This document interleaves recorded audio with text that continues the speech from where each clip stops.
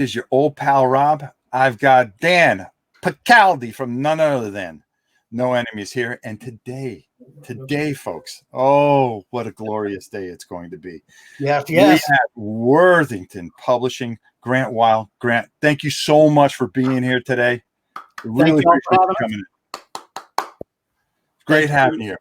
Now, listen, this is the first time that you and I have ever had any time to talk or anything like that. So there's a couple things I know about you. Okay. I live in Florida, Central Florida, as a matter of fact. Okay. You are a big space nut. Yes. Okay. When I was growing up in Connecticut, because I originally from Connecticut, another thing that we have in common, you were a cop. My father was a cop for 35 years. Wow. Should I leave? Yeah, just get out of here. We don't even need you. You make a great backdrop. That's about it. But the thing, growing up, Alan B. Shepard was my hero. Okay, so I never got a chance to, I watch it on TV just like you did probably when you were a kid and everything like that. It wasn't until the 2000s that we moved down here. And he actually lived 2 towns over, but he had died the year before I got down here. And I always wanted to see the shuttles go off and all that stuff. Now I just go out in my front yard and I just watch. Wow, that's cool. That is awesome. Yeah. So what I really want to know is what got you into the whole space thing? Just the adventure of it, the possibility of the future. I was born in 1967, so I'm older than you. Probably not. Am I older than everybody? But I missed out on the moon landings. I always wanted to see a shuttle go up when I was a kid, and now with what's going on in the world, seeing the exploration, the possibilities. It was interesting. In the Cold War, it was a race between us and the Soviet Union. Yeah. And this ties into my history aspect too. Mm-hmm. And, the Soviets and both of us threw a lot of money into the space program. And now it's interesting with the Soviet Union gone, it's almost a race in the United States between private industry. Yeah. You got SpaceX, Blue Origin, Virgin Galactic, and NASA is really funding all of them. The United States government is still throwing the bucks at them.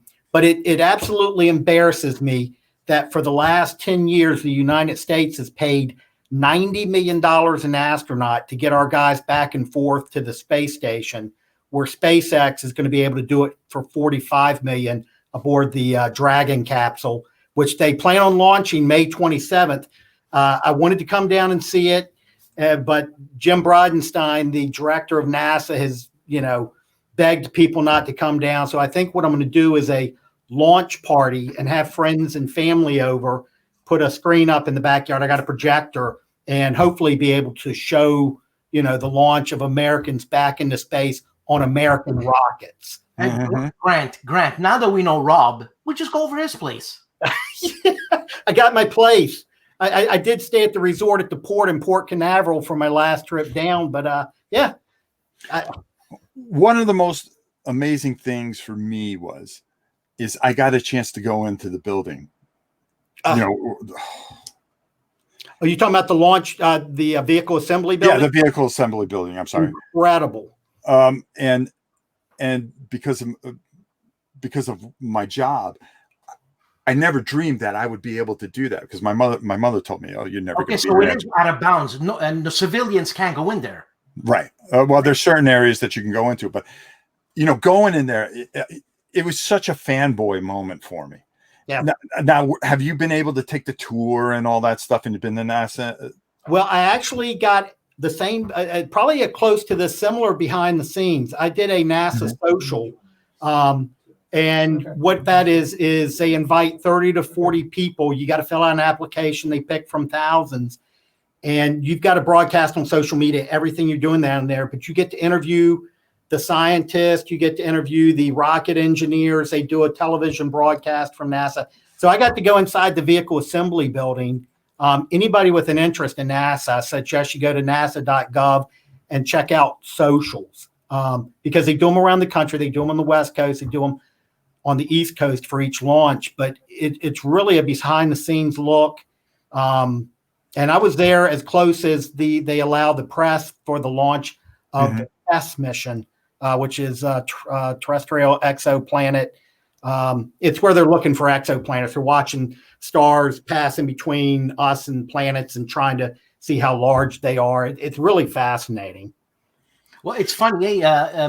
Just last night, I was watching something on YouTube about the new telescope that's going up. The new telescope. Yep. James Webb. That's it. Yeah, wasn't he with Kennedy in 61 to 68? I believe so. Yeah. Wow. So he was with Braun. Oh yeah. I mean, Herr Warner. I got to understand. It's like, really? It's incredible. Yeah. Now, I watched some of your videos, and you actually ended up getting that Lego Saturn V, right? Yes, sir. See, I remember things. Yeah, nice. Yeah. I said, look at you. Look at you, you beautiful son of a gun. How long did it take you to put that thing together?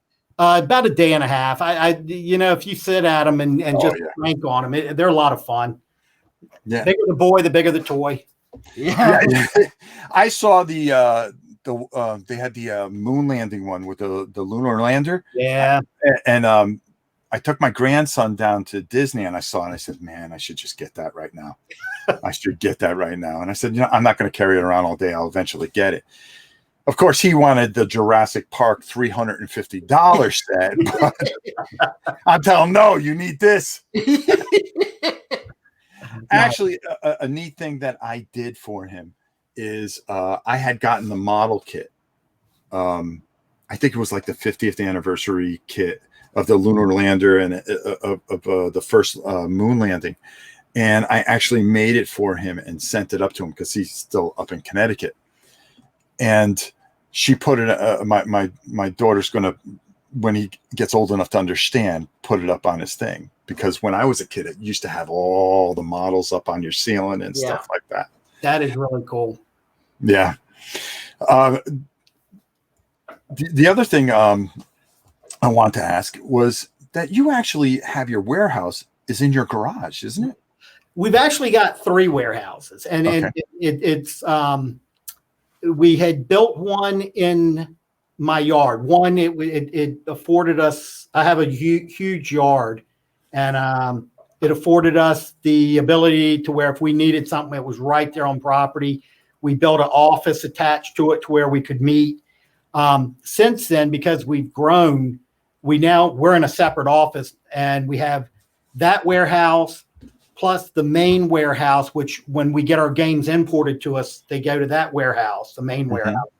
And then we have one in the facility where we're at now. So, now, you want to talk about games. The catalog you have is absolutely glorious. It's huge. It's definitely growing a lot every year. When I talk to people about your games, and I want you to know how much I admire the things that you do, because you make it easy enough to bring people in. And I always say that when you talk about a Worthington game, it's the 3 T's. And number 1, it's going to make you think.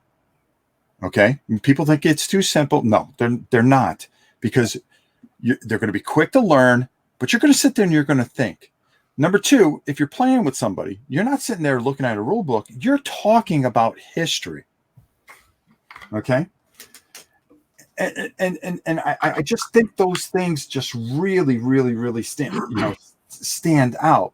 Just thinking about it, talking and teaching. Well, teaching. Easy to teach. Okay?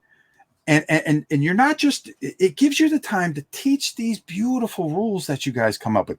I always admire people that tend to come out and do these things and create such a beautiful historical piece like that.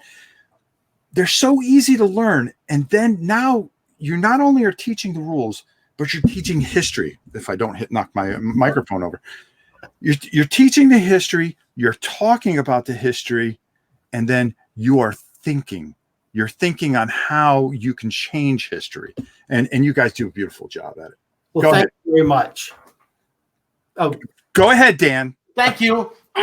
Now I'm jumping on because I'm segueing to the question. And those 3 T's, Rob, that was awesome. Awesome. Okay. Yeah. Thank you very much. Now I'm the one that runs the show. Do you have some sort of like system where you make these games accessible? You know, Mike is a big driving force behind that. He tries to keep our rules in a template. And when we get outside designers, we try to maintain our games within that. Look, if you can say it in 20 pages, you think you could say it in 8 to 12 pages, maybe better. Sometimes more is not always better. That's what I was going to say something, but forget it. And you know, if the hardest thing is not to over-explain something. I find when I personally write rules, because I love designing games, but when I personally write rules, sometimes I can be very redundant. I'll say something in, the introduction, and then I'll say something in the sequence, and then I'll say something in whatever specific thing, trying to make sure that everybody understands it. But sometimes that's not the best way to do things. No. Sometimes just saying it once, you don't create as much confusion. So yeah, Mike does a real good job of keeping us focused with that. Now the thing is, Grant, and it's I'm going to say this word family. It seems your games, the historic, me, I just love the history. Obviously, that's why I'm into war games. But you bring it more to a family-oriented, like Saturday night after supper type of thing, And I mean, it's almost, yeah. Well, it's really how the company came about. Me and Mike, Mike's my uncle. He's 13 years older than me. When I was a little kid, him and my dad played games. Okay. When I was 13 or 14, a friend of mine got a game one time for Christmas, had no clue what it was. And up till this point, I hadn't been involved in wargaming. And the friend brings his game over. His parents had no clue what they had bought him. It was Caesar at Elysia by Avalon Hill. I saw the hexes and, the light goes off in my head that, hey, I saw my dad and uncle play them. And I was instantly into war games. We used to play Army Men and stuff. So right.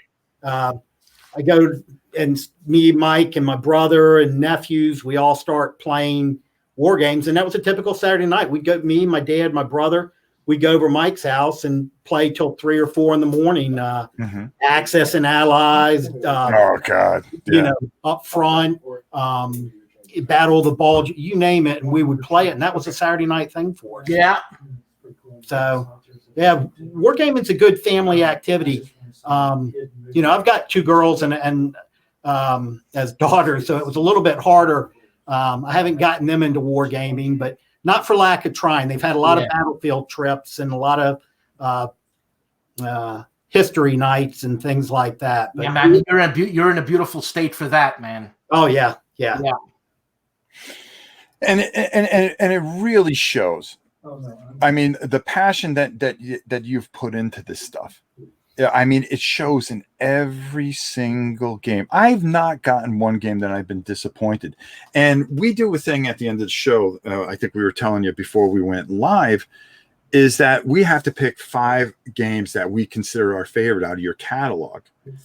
And I think this one, out of all the ones that we've done on this show, I found this to be the hardest because I had a hard time narrowing it down. So I have a stack here. but actually, there's a lot of honorable mentions because you just don't want to leave them out. I mean, I just can't. What do you consider your favorite time period? American Civil War for me. American Civil War. I'm from Virginia. My great grandmother was alive the first 24 years of my life. Her grandfather had fought with the 4th North Carolina Cavalry along with 4 of his brothers. That's insane. I grew up with those stories, and you live in Virginia as a youngster, and you hear Lee and Jackson. Take the politics out of it. My first dog's name was Jackson.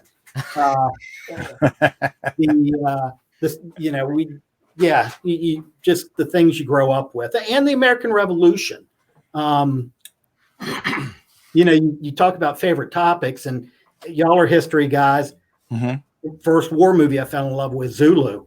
Oh my gosh. Oh God! I've never even seen it. I haven't seen it yet. How could you not see it? You get off the program. Did you watch Band of Brothers? I did. I don't want to watch Band of Brothers. Oh. I don't want to. I don't want to watch Band of Brothers because I don't like the guy from Friends. David Schwimmer. Okay. Yeah. I hate that guy. I hope he sees this because I hate him. Just don't watch the first episode. Yeah. Jeez. I know Sean spun around over here on the Zulu thing there, Dan. Look, I never even played Twilight Struggle. What do you want from me? Michael Caine. First movie. Oh, I'm gonna watch it. Oh, that's your favorite. If we had to ask you, what's your favorite war game of all time? It'd be Zulu. First Victoria Cross, because that was a game that started the company, really. Yeah. The very first one, and that had an interesting story to it, and so it would probably be Zulu or Holdfast East Front. I was watching one of your other videos, Rob, and over your left shoulder on the shelf, I saw you had Holdfast East Front up there. It's a funny thing. That's how I introduced my son to your company. He goes, Hey, Dad, let's play something, because he'll pop over from time to time. We used to, the way the channel originated was it was me, him, and his sister, and I used to have a camera in the kitchen. Yeah, and we would stream playing games all the time. But as they get older and stuff like that, people go their separate ways. So he loves war games, and he saw that, and he goes, "Let's give this a try." I go, "All right, I think we could do this quick." And he fell in love with it. Fell in love with that game. And that game usually sits on my right-hand shoulder, but it's off for a reason. You'll see towards the end of the show. But it has a lot, and you build memories, my friend. I would thank you. Hey, you build memories. I see I'm watching the live comments, and I see Kabuki Kid here. Some women like war games. I got to say, it is... we've been doing this 14, 15 years now. We started in 2004, so I guess 16. But going to some of the conventions, and I'm not trying to jump off topic. No. Wonderful. This is a free form. You do whatever you want. Awesome. It has been wonderful seeing at some of these conventions the number of women and even younger kids. A lot of people think wargaming, it's just a bunch of old crusty old guys. Yeah, it's not. And you guys have had Uva on. Across the old guy. But some of the UVA and a couple of other companies right now are working with some of the war colleges. Yeah. And you've got to think that that they're going to be drawing in some of these younger military guys into wargaming when they are doing these tabletops and things like that at these war colleges and military programs. Well, it's now becoming all simulation, okay, where they're actually trying to develop things that actually fit in an Xbox controller to some degree. But also, you got to remember, wargaming has been around an awful long time, and it basically came, if you remember, H.G. Wells was a big miniature war gamer. A lot of your simulations were war games to test people. They still do it now in the military, and it really is. It's something that has transcended. The biggest problem with the old guys is they're the ones that chirp the most. But you see this expanding, and you got to reach them, and you got to hold their attention. Thus, you got War and Pieces, and this is why we're here. I mean, the heartbeat of this show is to expand this, talk about it, and make it comfortable for everybody. There's room for everybody in the world. Yes. And Rob said something, and which is true, Grant. You create memories. Isn't that something? I mean, that's so awesome. That's so awesome. Awesome. I tell our designers this when designers come to us, and Maurice Suckling, who is one of the newer designers, but I think he's absolutely the most brilliant designer out there right now. And that's not a knock to any other designers, but Maurice is just doing some different stuff with war games.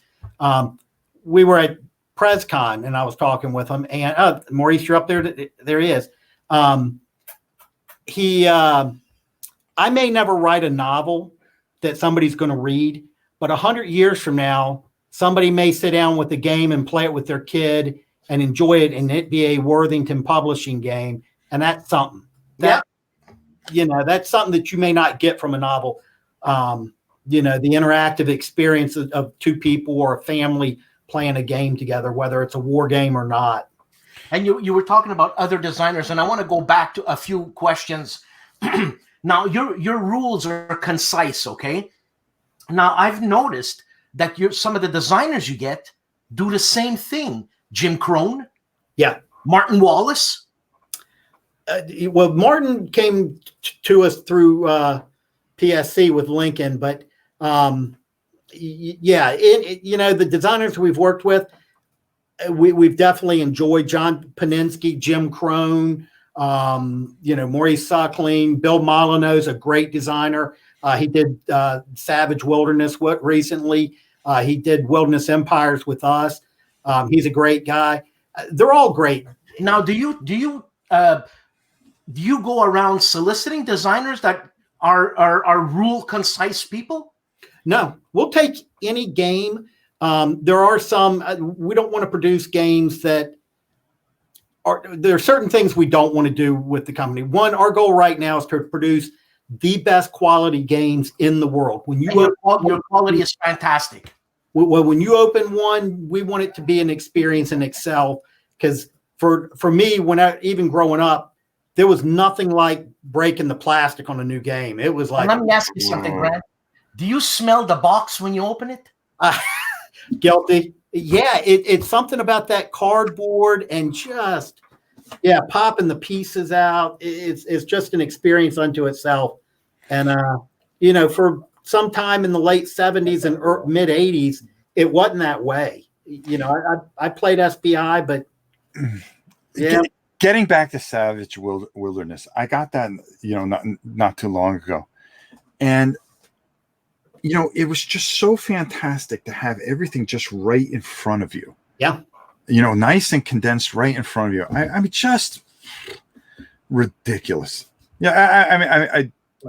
I can't talk highly, more highly about a company that really caters to everyone. Yeah. Not a niche, but to everyone. That's right. And that, and you're going to see it in my list here eventually coming up, that you do such an excellent job. We do have a question here.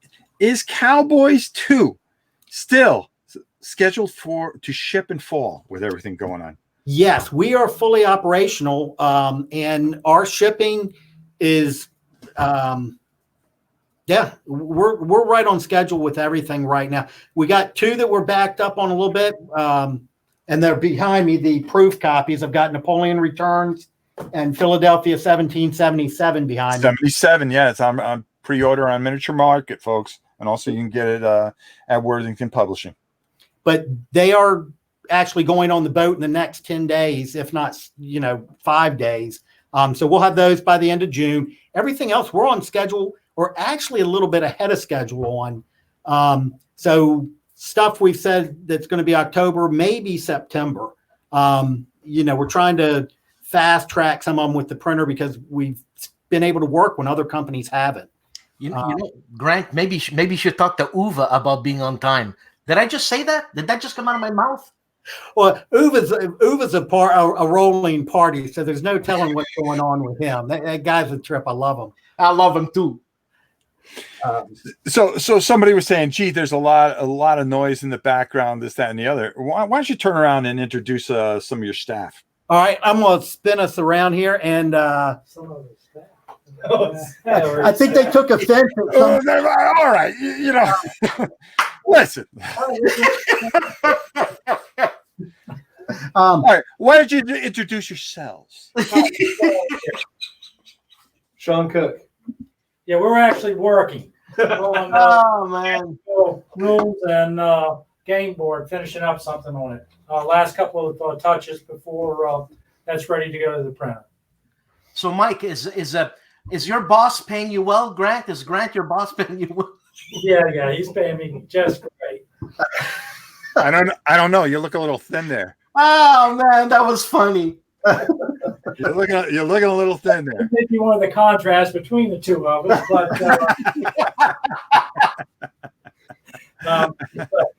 no, we enjoy this as a good team. Grant, as you can tell, is a blast to work with. Funniest guy I know, and so don't get him going too much.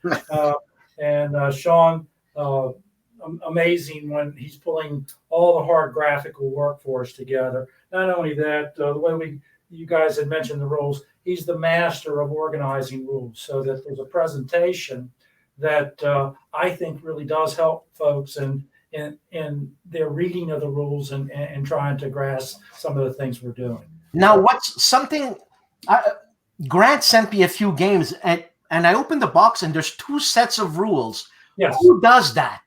Who does that? We're going to do that. They do. You'll see with all of our games coming. No, but that's really cool because you know how someone's got to read the rules and you're just waiting there and you don't understand what he's mumbling. Fantastic. I thought it was a mistake at first, but then, yes, that was a couple of comments we had from folks, but no, what we're trying to do is put 2 rule sets in there. Some players like to underline key rules, write notes in the rule set, and then still keep a pristine copy. And as you mentioned, 2 players playing, it's great. Just give them their own set and go read and let's get playing. You know, you guys are letting out a bit too much information. I think some companies are companies are watching tonight and they're going to steal your ideas. So, sorry. All of us in the business, we share ideas. Oh, sorry. And we do have a lot of that going on between companies, and I think it's a good thing. We see good things that other companies do, and probably the best compliment is somebody mimicking some of what you're doing. Mm-hmm. Excellent. And what was I going to say? Mike, when you design a game, does Grant always have to stick his nose into it and have his name on the designing thing too? Well, we've designed this guy's never going to come back. Exactly. Hey, Dan. Yes. I shipped the games out. You might get a little more in your next package than just a game. Sorry. I forgot you were there. No, and I didn't mean to turn away from them, but we do. Yeah, we bounce. And Sean, who was not a wargamer, Sean, don't mind me saying that. When we first met, he has tuned right in. We've all been together now 16 years straight. Wow. 16 years. Wow. Most marriages don't last that long. So, yeah, just talk to Dan. Oh, sorry, didn't mean to break open a wound there, but it's a team effort. It really is. My brother Mark, he's not here. He's our warehouse manager and game breaker.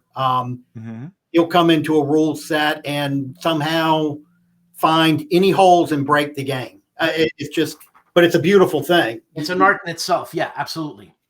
Oh God, yeah. All right, let's see. We got another question here. Are you going to continue the American Revolution series into the Southern Campaign? Yes, we are, John. We are going. Just one, though. Yeah, it's just going to be one, and it's probably going to. Yorktown. Yeah, it's going to cover the Yorktown campaign with Guilford and yeah. So yes, that will be done, and it'll be the next one, and it will probably be the last one in that series.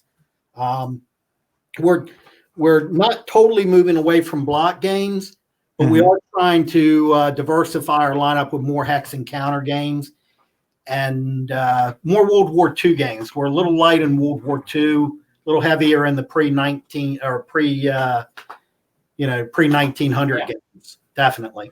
Okay. And your World War II games, are you going to continue on like the Holdfast system, or are you going to start a new system? Well, we've got Holdfast Bulge that'll probably be coming up in the next month. Nice. Yeah, Dan Forney's designed that one and really done a fantastic job, a different look at it. And so we're going to be doing Holdfast Bulge in the next 90 days. We've got Mike has designed a Bismarck, a game on the battleship Bismarck that is solitaire and 2-player that is really fascinating. And we're going to probably be doing some graphic work on that here after we finish up this last little bit on Chancellorsville. And the one coming up next is a Mike Nagel game. That'll be our next Kickstarter. That's called Dawn of Battle, and it covers ancient battles to, the first one will have anything from ancients to Falkirk. So, do you think you ever can afford this guy down below here? I'd love to. No, but nobody can afford this guy. Herman, you're right. And I, you know what? I just got Kernstown the other day.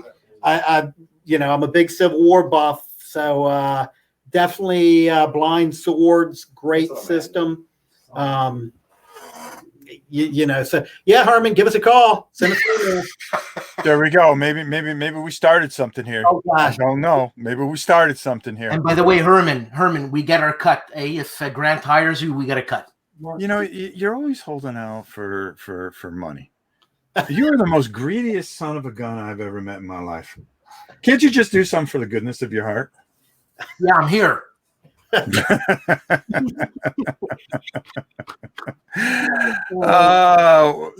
a minute. We had another one here that kind of caught me. Okay, there we go. Anyone interested in Holdfast Alpha Centauri?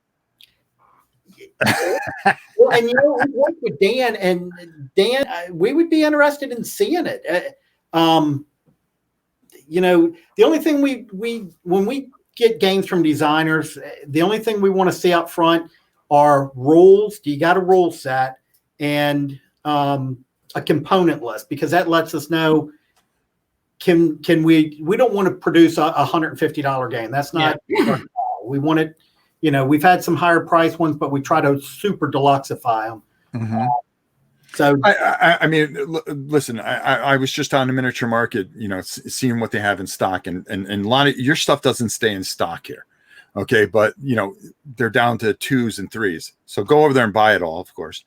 But, but I mean, the prices on it are just always so reasonable, and you're getting so much quality and so much goodness out of it. I mean, that's the only way you can put it. I mean, I can't thank you enough for what you do for. They're solid games, and their games are going to last a long time, man. Well, like I said, I want them to be around 100 years from now when some dad and his kids sit down to play a war game. You think about it, Tactics 2, which you would never think that. I mean, what is it? 70 years later? Seriously, yeah. 70 years later, and you could still get copies around, and people still hold it dear. To have that game where it touches somebody and it moves somebody, that's 70 years later, or in my case, like 40, 50 years later, I still have that game because it still builds memories. Mm-hmm. Yeah, I mean, amazing, and believe me, you've done it. You just you're too humble to just say, we've already done this. Let me ask you all a question. Rob, what's your favorite childhood game that you got 1 or 2 copies of at least right now? Panzer Leader. Panzer Leader. What about you? Panzer Leader. 3 copies of Terrible Swift Sword here. Ask me how many times I've completed a complete game of Terrible Swift Sword. Once when I was 16. Once. Yeah. A matter of fact, we were talking. We did this last week when I pulled out a Panzer Leader. I go, well, this is the copy I'll never touch. It's still unpunched. Yep. It's unpunched because it just means so much to me that I will always have 2 or 3 copies of it.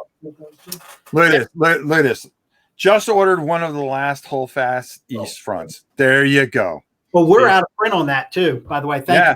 Yeah, you better get it while you can. As a matter of fact, there was only 2 left on Miniature Market. You better go buy them while you can. Great game. I'm gonna go buy it, man. You better go get it. It'll go quick. I saw somebody ask if we were going to do any more South African. Yeah, I was just getting to that one right now. Look at you trying to take over the show, Grant. Grant. Sit in the saddle. Let the big dog run. Sorry. Yeah, as a matter of fact, Bill Molyneaux had posted something just a minute ago. We're looking at doing a Zulu War battle pack that's some sort of like the Savage Wilderness, but it's got like Ulundi, what is it, Jinjin Lavu. I'm trying to think of some of the other battles in it, but some of the other battles from the 1879 Anglo-British War. So yeah.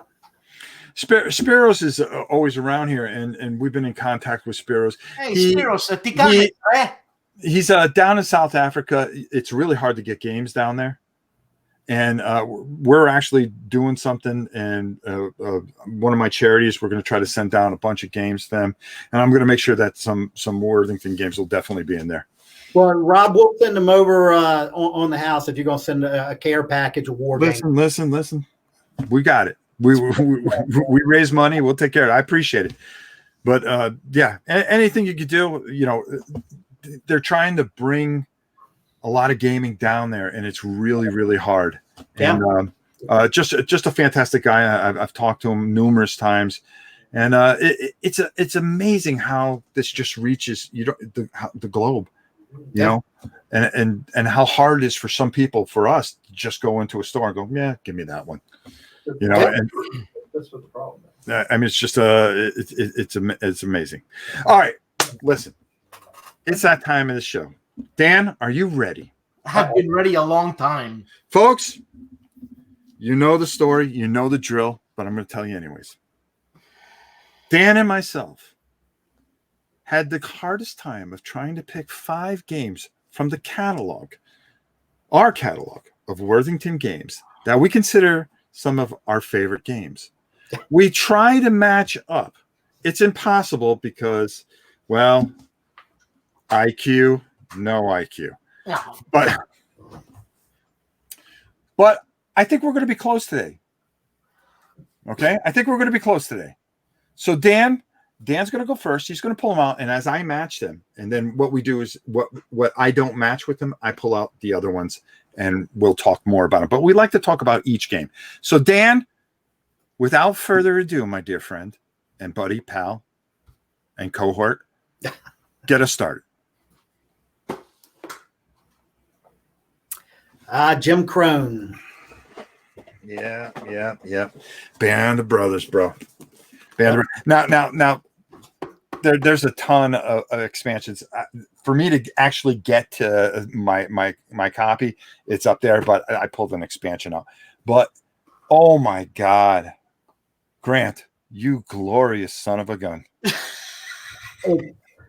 Wow, the great game Jim's designed. We had the honor and the pleasure of being able to be the publishers on that, for sure.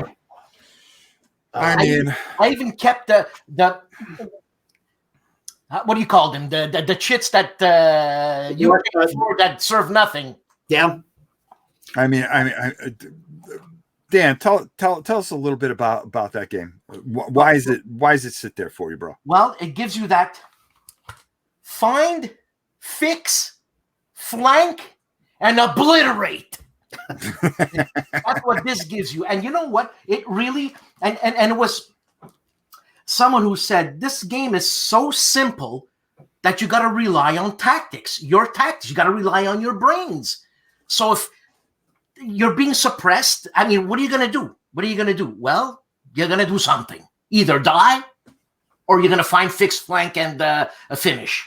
Mm-hmm. I just look, hey, this is the rule book, man. Yeah. It's like a tactical World War II game. And you know the thing about it, Grant?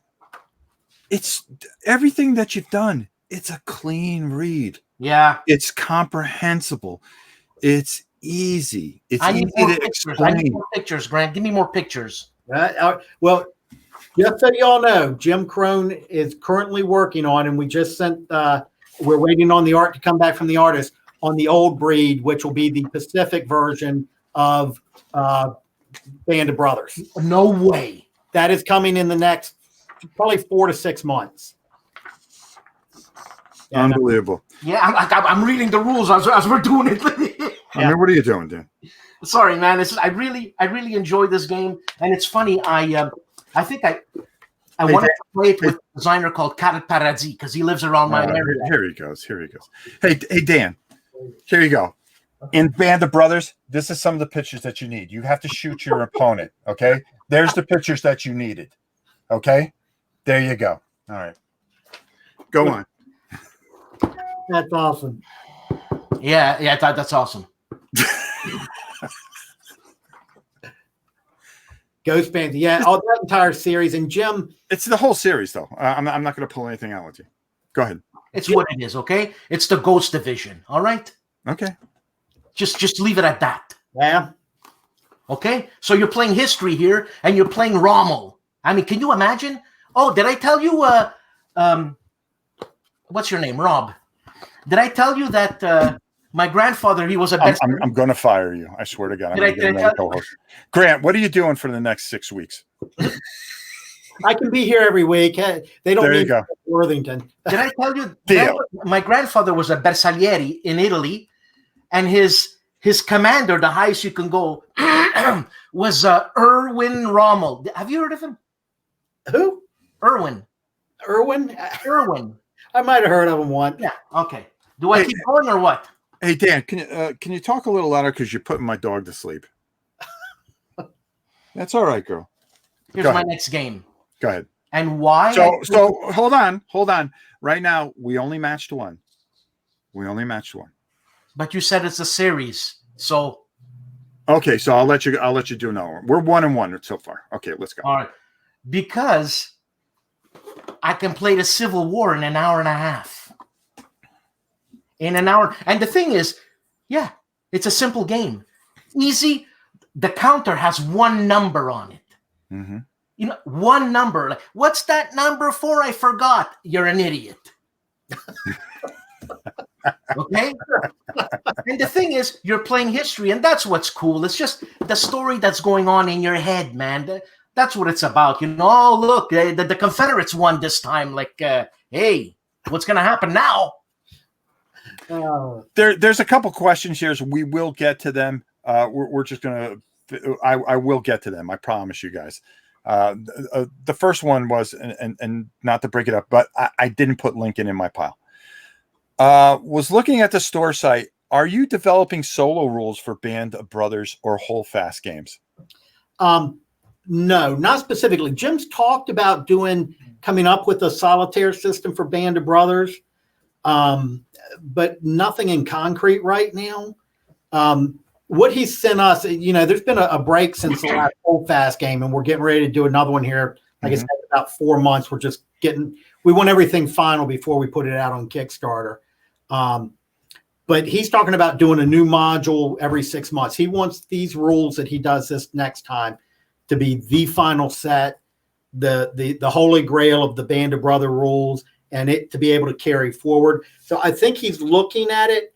On Holdfast series games, I can say we're definitely not looking at doing solitaire on that. It plays okay solitaire as it is without specific solitaire rules. So yeah, none in the plan right now. And William, I will get to that. Just trust me. Go ahead, big boy. Grant, I think he's talking to you. No, I'm talking to you. Oh, excuse me. Get up on your high chair and let's go. Oh yeah. Yep. All right. Okay. One of my all-time favorite. It's one of our Mike's too. I have got to get that deluxe version because I've got this one. We'll get it to you. You. Thank you. Nice. Need a slip cover. It's on. Oh, yeah, no, I know. It's on. It's off. You can spend. You never have to play the game. You can spend hours just with the slip cover. Island Wana, Rourke's Drift. Island Wana, Rourke's Drift. And you know what, Grant? You don't have to send them the game. Meeple, my God, the store's having a sale. Huh? I actually did a live play of this, and I oh my God, it was one of my favorite live plays I ever did. I mean, just so much fun. Does the deluxe have a mounted board? Yes, it does. Yeah, hang on, let us all candy. Hang on now. Hold on. Let me unfold my map. Well, hold on, Grant. I was actually going to say something. That board is simple and beautiful. Oh God! Thank you. We used was it Chard's original plan? But yeah, look at this. All the double-sided player, 2 sets of rules. These counters. See, the counters are falling out everywhere. Nice counters though. Look at that. Look at that. These are 1 inch, 2 inch counters. And you know what, Grant? When I opened up the and put the map down, I could taste the dust. It's because it's very evocative of like a lot of dust. Sean wanted me to show this off because this was I know. Interior, not the exterior, the interior of the box. See that? Islandwana. Is that beautiful or what? Beautiful. The Robert Fripp painting. I think it was Robert Fripp. Listen, mine has one too, only it snowed and you can't see him. Well, looking at your drawing from Band of Brothers, you could probably draw some soldiers in there, Rob. Probably could.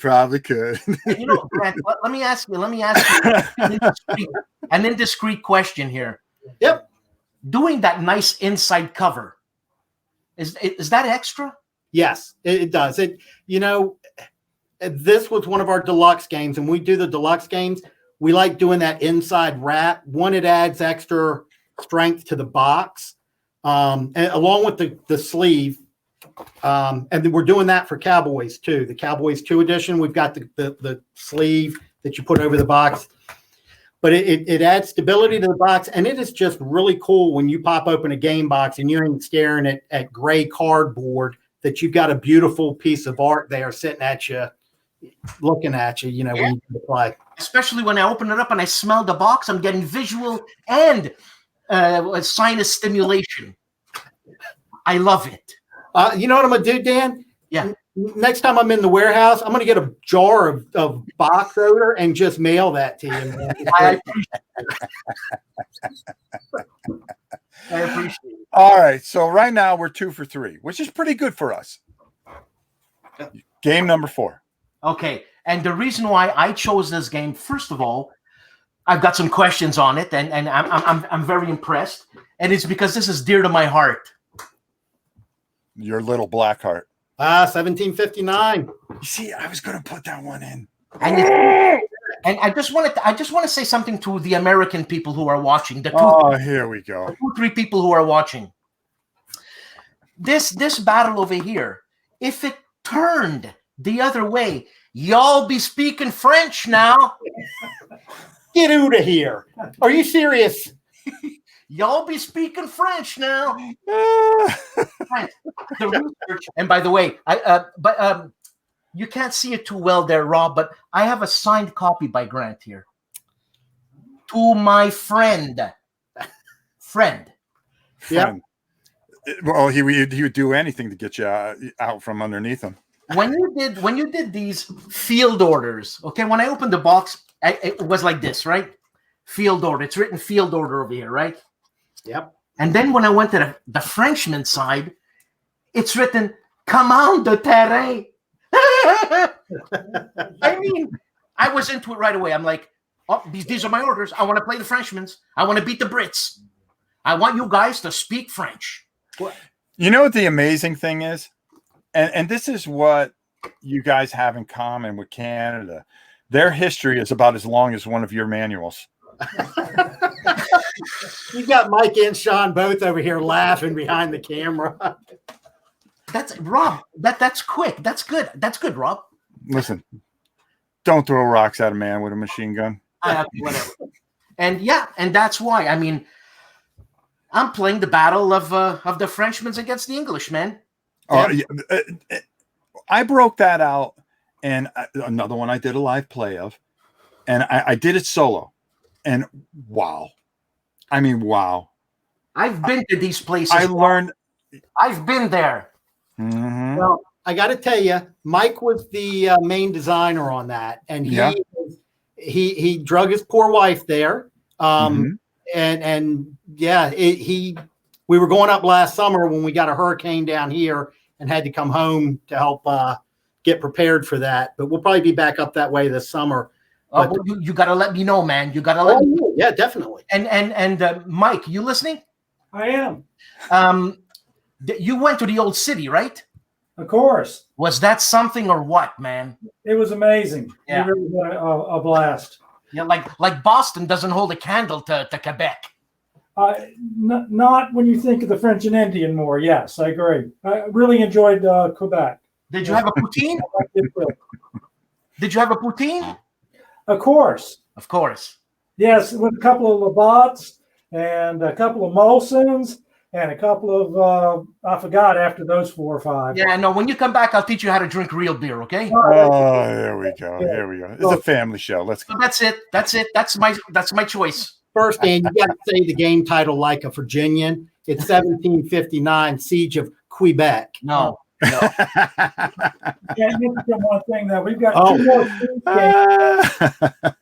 using that system that are pretty good. Yeah. One of them is the Siege of Malta, which Maurice Suckling's designing, and another one Dan Fournier's designing is the Siege of Syracuse. Both of them are stunning looking the way they're going to come out. Yeah, but that has nothing to do with Quebec. Oh no! If you like the game system, we think you'll like those particular ones. Well, it's not written Quebec. That is true. That is true, and that's why we knew that you liked that so much. We did the French and Indian War game too recently. All right. Okay, you got your 5th one coming up, but while you're getting ready to pull that out, are more games like one? That was my 5th one. That's your 5th one? Yeah, because I chose Band of Brothers and Ghost Panzer as. All right, so we matched 3 out of 5, which wasn't bad. So I gotta pull out 2. All right, are more games like Freeman's Farm in the works? Great game, more than meets the eye. Yes. As a matter of fact, we just came off Kickstarter with Chancellorsville. I got our playtest copy of the map here, and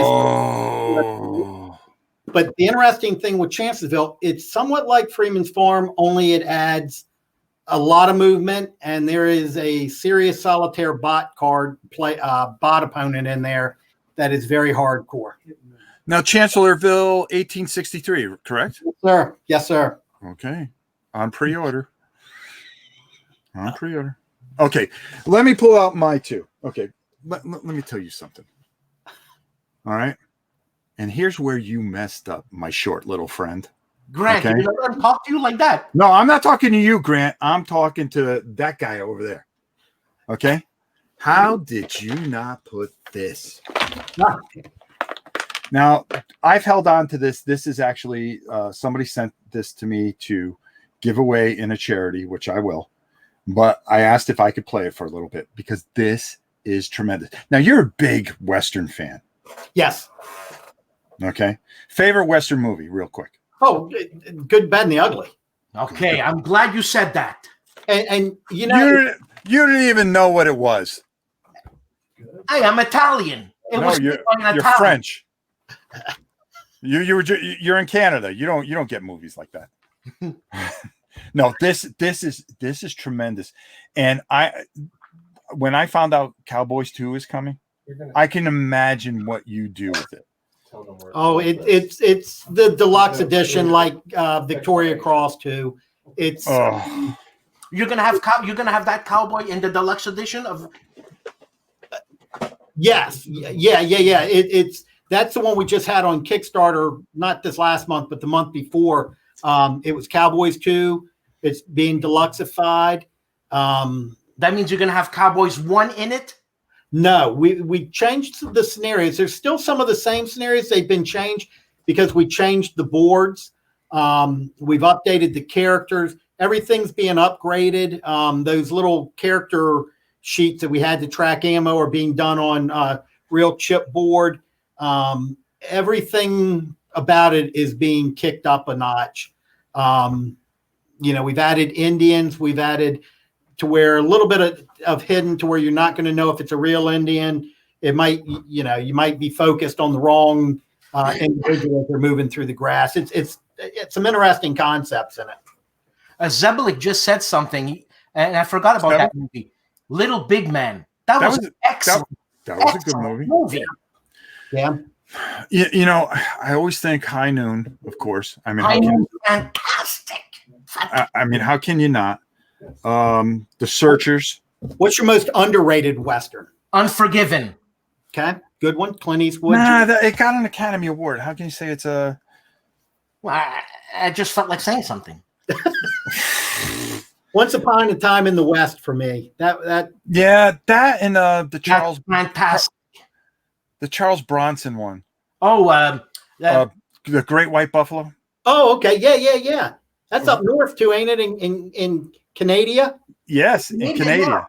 As I'm looking outside right now, the igloo is in my way because the polar bear wants to get in. Don't let him get you, Dan. You're too valuable. Now, I want to finish this up real quick, but these two, I mean, it's by thin margins. I had to pick one, but I want to also bring in the second one.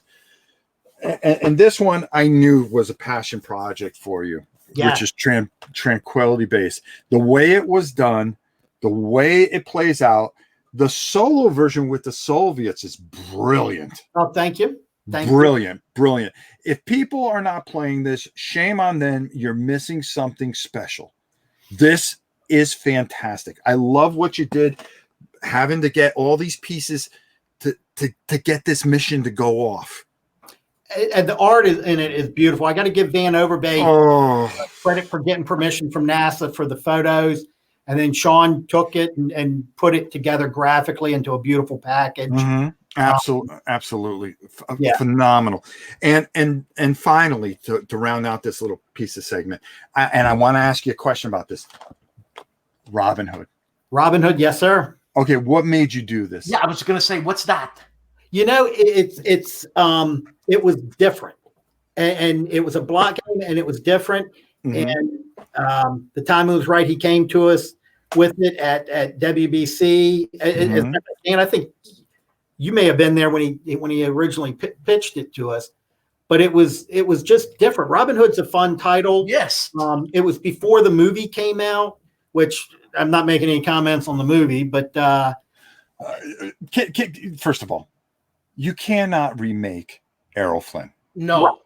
Exactly. All right. You cannot remake that movie. No. I thought the Kevin Costner one wasn't bad. It wasn't bad. And I like the little cameo with Sean Connery at the end.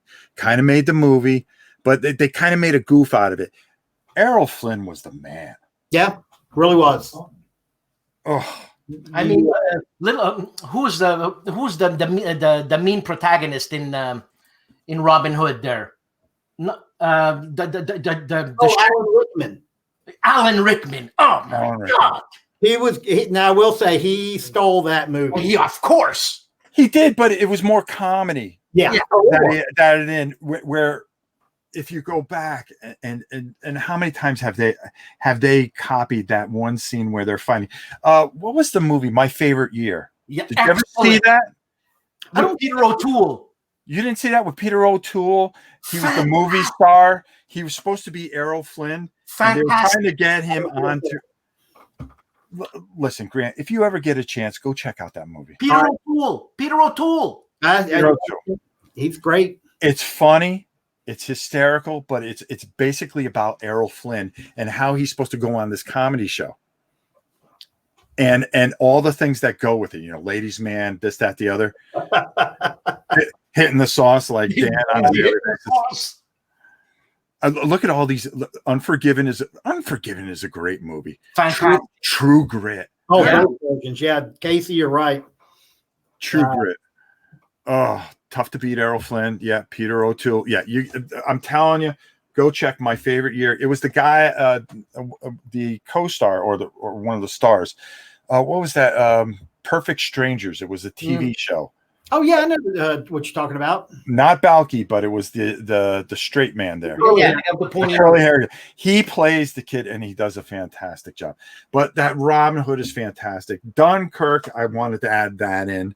I wanted to add in Stalingrad Besieged. I didn't do that. We had the fortune to work with some great designers: Lou Pulsifer, Doug Bryant, Daniel Berger. And Daniel, don't think I didn't see your comment that you got Caesar's Gallic War 2 flashed through on the side. You want to see it as soon as you're done with it, man. Hurry it up. Lou Pulsifer, Stalingrad Besieged. Now, let me ask you something, Grant. 3 different ways of playing it. Now, why? Amazing. We kind of lost our mind with that one. It was like, let's put counters in, let's put blocks in, let's put cards, and then somebody will want to play it. I don't know how else to say it. We wanted to test our toe, and all right, we got block fans, we got counter fans. Let's see if we can appeal to both of them. And these counters, did you do this for our aging eyes? I don't know what you're seeing. No, actually, the size of the counters. The size of the counters are huge. yeah. I just got that. Actually, it's a very small counter. You're just very short. Well, it fits in my hands just right. I'm right there. I think me and Dan have the same height and width dimensions here. So Whoa, I just lost 20 pounds. What do you mean? You're 5'2", 280? Hey. But then City Slickers, another good one. Oh yeah. I mean, just again, just knocking it out of the park. And I have to tell you, having you on has been a real treat, and I want to thank you so much. Lots of fun, Grant. For Lots of taking the fun. time. I love doing this. Listen, being able to get on here and talk. Grant, next time we see each other at WBC, I'll let you buy me a beer. You know what? I will do that. And then Mike can buy us both a beer. And then he's going to make you autograph his arm so he can tattoo it on there. Say, I got a tattoo of Grant's signature. We'll go out and get matching tattoos, Dan. Hey, I just asked my girlfriend that yesterday. She said no. So yeah, let's do it, Grant. Again, fantastic. Listen, for those of you that don't have any Worthington games, shame on you. Shame on you. Go to their website, worthingtongames.com. Go to Miniature Market. They've got some stuff still in stock. Buy it up. You're not going to be disappointed. Hold the lines there. They've got Band of Brothers. They've got Ghost Panzer. I think maybe they even have one more East Front in there. Get it while you can, because Grant don't have it because he sells it. Yeah. Okay. He doesn't have time for this. Okay. Go pick up these games. Go buy them. You're not going to be disappointed. They're great for everybody. It's not niche-y. Another great game. Another fantastic game. That Rome game that's another one I was looking at. I go, maybe I should put it in. Maybe I should say, I could sit here all day and talk about this. But again, support this fantastic company, fantastic staff. They do everything right. They put their heart and their passion into it, and that's what you want from a company, folks. And that's why they're here on War and Pieces. And I want to thank you so much for being on here. And they're nice guys too. As long as you buy them a beer, yeah, okay. Well, Thanks, Grant. Thanks for being on, man. Yeah, just hang on for a second, yep. Grant. All right, there you go. Another War and Pieces in the book, folks. We'll be back next week, another Wednesday show, 5:00 as always, with none other than my very good friend and partner, Dan Pacaldi from No Enemies Here. Make sure you like and subscribe over there. And don't forget Rob's Tabletop World, the home of War and Pieces. Hit that subscribe button if you're new here. Hit the like button if you like what you saw today. And guys, it was a pleasure to be with you.